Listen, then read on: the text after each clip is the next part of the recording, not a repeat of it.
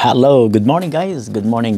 Magandang umaga po sa inyong lahat. At ako ay nagbabalik sa ating brand new episode ng reaction video. At pag-usapan natin ngayon ang mga viral videos na lumalabas dito sa internet. Ngayong umaga, tatalakayin natin at ikukwento ko sa inyo kung paano natanggap ng pamilya ni Francis M.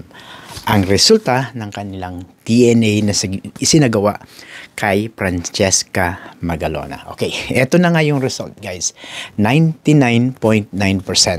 Ibig sabihin guys, positibong anak nga siya ni Francis Magalona. Okay, DNA na po ang nagsabi, 99.9%.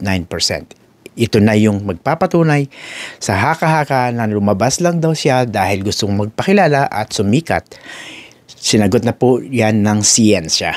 Ngayon, natanggap ba ng pamilya ni Francis M. itong si Francesca? Ang sagot, Maxine Magalona, yes. Welcome na welcome at excited na nga itong makasama ang kanyang kapatid sa kanilang bahay. Or bumisita sa kanila kung saan man sila magkikita or saan man sila magkakasama. Ito yung napakagandang balita dahil mismong si Maxine Magalona ang nagsabi na excited na siyang makasama ang bunso nilang kapatid.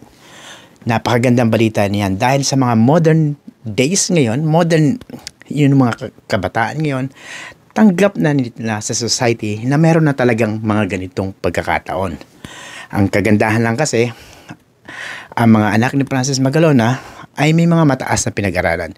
Kaya naiintindihan nila, nauunawaan nila na meron pa silang kapatid. Hindi nga lang sa parehong ina.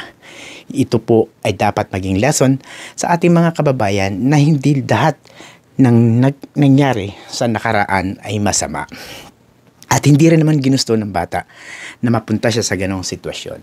Intindihin po natin na sa modernong panahon ngayon, dapat mas naiintindihan natin ang mga sitwasyon.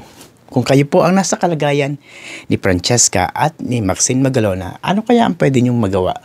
Ano kaya ang pwede nating maitulong para mas mapaganda ang kanilang sitwasyon? At bilang magkapatid naman, hiling namin sa kanila na sana mas gumanda pa ang kanilang pagsasama. At maraming salamat dahil nabigyan ng pagkakataon na imulat sa buong mundo at sa buong Pilipinas ang mga sitwasyon na katulad nito. Maraming salamat sa inyo lahat at sana kung kayo ay bago dito sa aking YouTube channel, huwag niyong kakalimutang mag-subscribe and hit ang notification bell para lagi kayong updated kung may mga video kong i-upload tulad nito. Maraming salamat po at sana abangan niyo ang mga susunod kong video. Salamat!